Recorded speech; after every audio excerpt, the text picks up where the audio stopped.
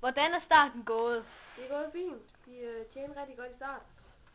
2000, men så var vi så heldige på det røve, og vi gik i retten sammen med banken, og vi vandt sagen heldigvis, og vi fik de penge, som vi skulle bruge til at få det skub i ryggen, som vi havde brug for, og vi fik penge igen, og vi tjener rigtig godt i dag, så vi er kommet op på hesten igen.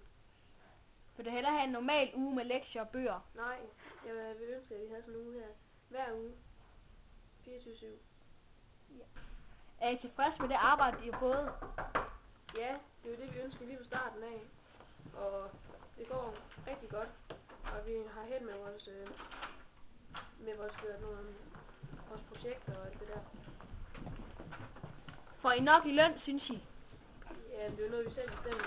Det er jo også det er vores egen forretning, og vi har tænkt os at lukke biksen her klokken 5 over 12, og så har vi tænkt os at bruge mange penge på at gå ud og se kvaliteten her på skolen. Vi har ikke haft tid til at se det.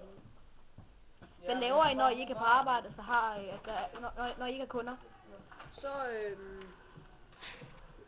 så går vi ind og finder vi musik til der kommer kunder, og sådan noget brasiliansk noget. Det er jo en brasiliansk inspireret uge, vi er gået ind i. Har I mange kunder i jeres forretning? Ja, der er rigtig mange. Jeg har også lige talt her for nogle minutter siden, at vi tjener rigtig godt og på diverse ting, vi har inde i poker, lotto og odds og alt det der, vi har inde. Så vi får nogle pænt hurtige penge. Mm. Hvilken forretning synes du, der er bedst her i byen?